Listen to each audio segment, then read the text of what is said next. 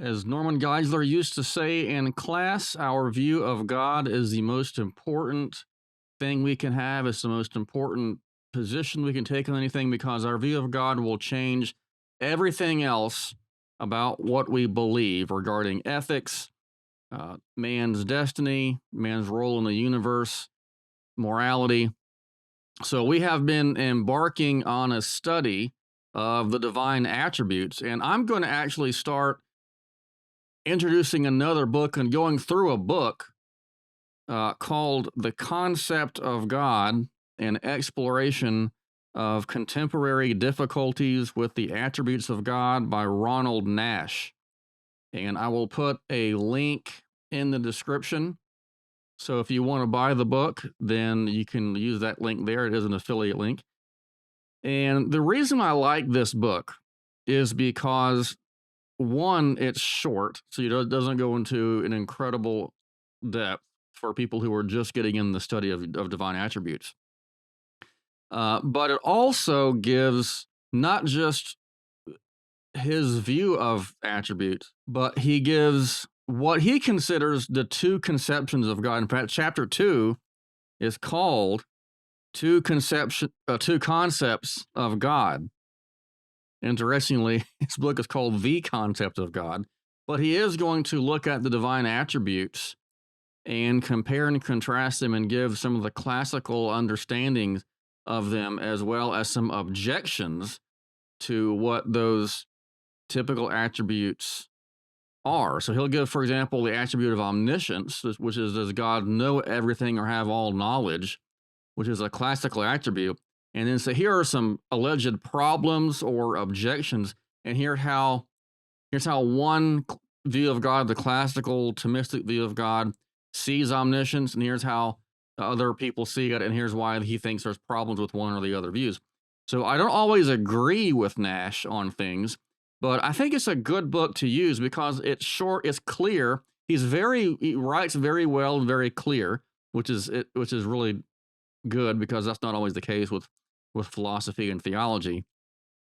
And he gives arguments for both sides of these attributes. Now, as you probably know, as being a channel on classical theology, I'm a classical theist, so I hold to the classical Thomistic view of God. So another reason I like this book is because it's going to give me a launching pad to be able to say, here is what an objection is to the classical Thomistic view of attribute whatever, and then here's how we respond to that, so people can get a better understanding of the attributes based on some of the objections. In fact, that's how Thomas would write, and that was typical of this scholastic writing in general, is to say, here are some objections to a view, and then here is his answer, whoever was doing this, and then Thomas does this too, as it was the style in that day in the Middle Ages.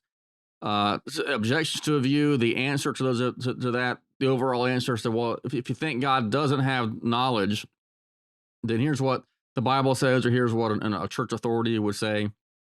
Here's my answer about what it means to have God knowledge, for God to have all knowledge. And then here are the responses to all of those objections. So this is a good way to be clear about views by looking at the objections and saying, okay, here's our view of God, and this is an objection that would pop up. So here's how we can answer this objection. So, for example, with the mutability that God doesn't change, a typical example, and I got this in some of the comments on divine immutability where God doesn't change, and I almost always get this response is, well, doesn't Jesus change? That would be an objection, a typical objection. Yeah. So how do we understand Jesus changing if we're saying God doesn't change? Because Jesus is God. And if God doesn't change, but Jesus changed, that would seem to show that God does change. Because we're only looking at the divine nature regarding divine immutability, not the human nature. So we're going to look at some of these objections to this. So we're going to look at chapter 1. And I'm going to go through this book chapter by chapter. It's not a long book. It's a relatively short book. And there are 10 chapters. And the first chapter we're going to look at in this talk is going to be what he calls some preliminary considerations. So, in other words, he's going to kind of set the stage for the rest of the book and the rest of the study on divine attributes. And I'll also give you other resources as we're going through this study. But before we get to the actual preliminaries, I want to say what I've already said before in other places is why do a study on this? Well, as I mentioned earlier on in the intro to this talk, our view of God is the most important view of anything we can hold. And so we need to study God. We need to understand the attributes, first of all, because we want to know the truth about what God is like. And that also has ramifications for our other views in theology in general. So we want to be able to know what God is like. What is God's knowledge like? What is God's power like? Does he change? Is he in time? These are important questions. And then just fun questions. So we're going to have this study and go through these 10 chapters. So Nash says that the attributes have to be the following. Number one, he says that the attributes have to be self-consistent. In other words, you can't have an attribute that doesn't make any sense in and of itself. So, for example, the attribute of omnipotence, which is the view that God is all-powerful, the word omni for all in Latin, and potens from potentia, all-powerful.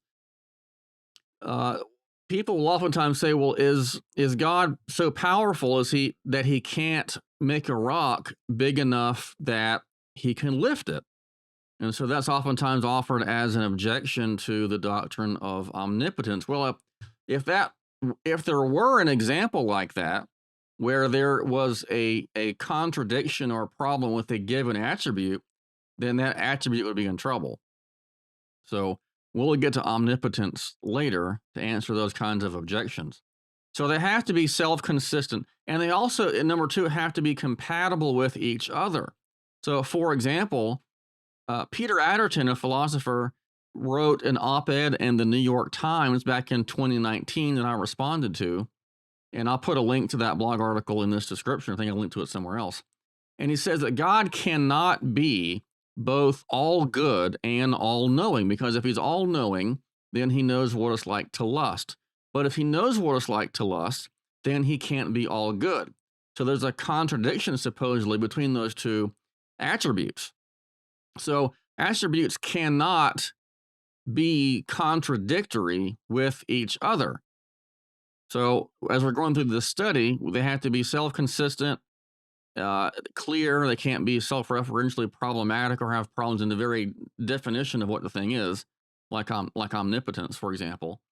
And they've got to be compatible with the other attributes. They have to be coherent with one another. They also have to be, number three, consistent with overall theology. So, for example, our views of God's sovereignty have to be consistent with our overall view of human free will. Now, there's a huge debate about that, but whatever our view of God's sovereignty is, and in reality, whatever God's sovereignty really is not going to contradict, ultimately, whatever free will really is. Now, our views may contradict each other, but in reality, those things can't really be at odds. So we want our overall theology proper, our view of God. Theology is the study of God, from theos, the word for God in Greek, and logos or logia, the word for account or word, or all sorts of things like that. So our theology proper needs to be consistent with our overall theology. And then number four, the very concept of God that he uses here in his book has to be consistent overall. It's the very notion of what we mean by God itself has to be consistent. I'm going to add a fifth here, and I'm surprised Nash doesn't say this, but the attributes also have to be true. We want to say, if we're trying to say that God is omniscient or impassible or eternal, we also want to say that we want to know that attribute really is the way it is. Now, of course, I think Nash is going to assume that notion, but we have to say, we want to get at what these attributes really are in truth. So consistency itself, as he's been talking about, is not a theory of truth. Truth is when a statement or an idea corresponds with reality. Now, coherence is a necessary test of truth, but a lie could be, or a wrong, false theory could be internally consistent, but it's not going to correspond to reality. So, coherence is a necessary condition for truth, but it's not a sufficient condition. So, a necessary condition is a condition that must be there for something else to be the case, but it doesn't guarantee it. So, for example, I tell my students, it's necessary to get, it's necessary to take the midterm to get an A in the class, but taking the midterm doesn't guarantee an A in the class. But getting an A in the class guarantees that you took the midterm. So that's a sufficient condition that guarantees you took the midterm. So the coherence here that Nash is talking about is a test of truth, but it's not a theory of truth. It doesn't guarantee. So these attributes may be consistent, but that doesn't make them true. So we want to know, are they really true? And there's various ways of going about how to discover if attributes are indeed true, that our view of God really is true. And one way is biblical theology, which is to look and see, what does the Bible say about whatever. What does the Bible say about baptism? What does it say about salvation? Now we're talking about theology proper. So what does the Bible say about God's attributes? What kind of attributes does the Bible say God has? Now, that's one way. Another way is philosophical theology, which is what we're going to be doing a lot in this study, which is looking at the nature of nature of creation, the nature of the world around us, and say, okay, that the effect has characteristics X, Y, and Z, and the cause of that effect cannot itself have characteristics X, Y, and Z, because if X, Y, and Z need a cause, then God can't have X, Y, and Z, or he too would need a cause. So if things that are changeable and contingent and temporal and material, if those things need a cause, and God can't be those things in and of himself, or he too would need a cause. So that's one way, is looking at the nature of the world around us and then asking the question, well, given the nature of the effect, nature, creation, then what is the nature of the cause? So that's called, in the fancy terminology, demonstratia quia. You're starting with the effect and reasoning back to the cause. So that's a more of there's an inductive nature where we're experiencing things, but also a deductive nature of we're trying to deduce, based on what we have in reality, what has to be the case for that cause. What does that cause have to be in terms of its nature? So another thing that Nash talks about in this chapter is the distinction between essence and attribute. So, and he also talks about the essential attributes. So the essence of God, and he kind of just makes this synonymous with the essential attributes, really, is what God has to have in order to be God. In other words, part of God's essence, if it's necessary, like most traditional theists think he is, that he cannot fail to exist, then to be essential, or to be God's essence, means that it's necessary for God to have that. So an essential attribute would be anything that God must have in order to be God, and if he didn't have that, he would cease to be God. In other words, an essential attribute is an attribute that God has just got to have. There are other, we can call them attributes of God that are not necessary and not part of his essence. And as Nash points out, these are terms like Lord and Creator, because it's not of God's essence to be Creator or to be Lord. Because if you hold, there's a big debate about whether or not God had to create, but if he didn't have to create, which I don't think he did, then it's not part of his essence to be a creator. He's a creator not because he's God, but because he's chosen to create. And so being a creator is not an essential attribute of God. It's an aspect of God that depends on creation, in the sense that if God didn't create, he wouldn't be creator. And I don't want to get too far in this right now, but this is a relationship that's more creation dependent on God, not God dependent on creation. So the title is dependent on God doing it, but God is not dependent on anything in the classical sense. So being Lord, being Savior, being creator, anything like that that God did not have to do would not be an essential attribute. Now, Nash uses the word attribute and property synonymously. And I want to point out that I don't think that's a good thing to do, because the word attribute has a different meaning than the word property. He even brings up Aristotle in this discussion. An attribute for Aristotle, or what Aristotle calls an accident, is something that modifies that person's being or changes it. So, for example, your skin color.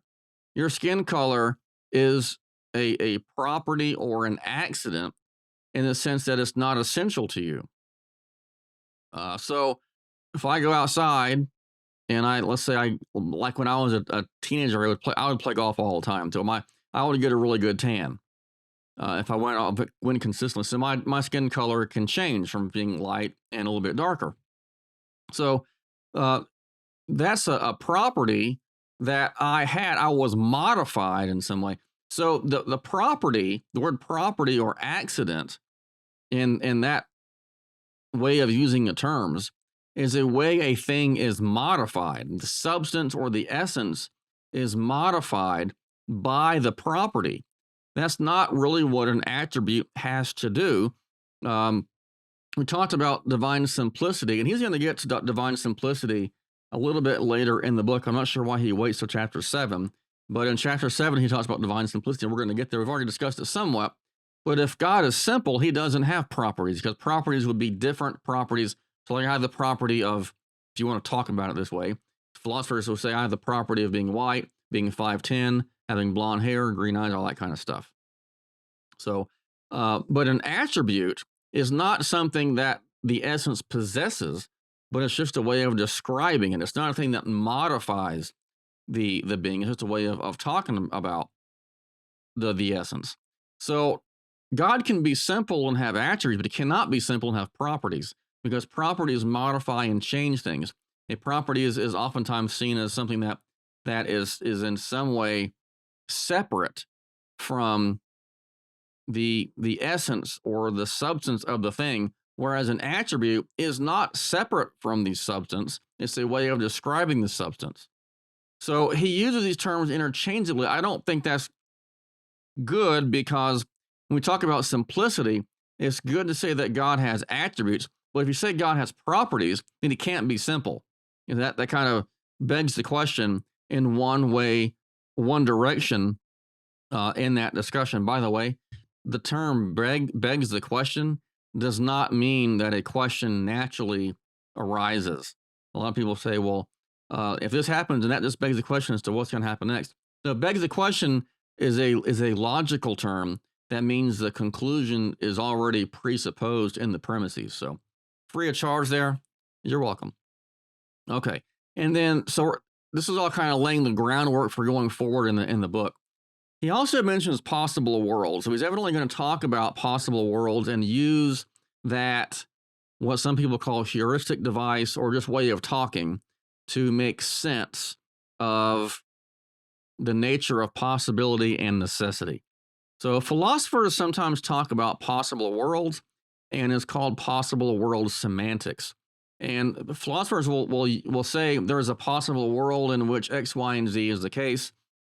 Almost all philosophers, let me say that, well, I said it that way. Almost all philosophers think that possible worlds are not things that exist, but they're just possible ways things could exist.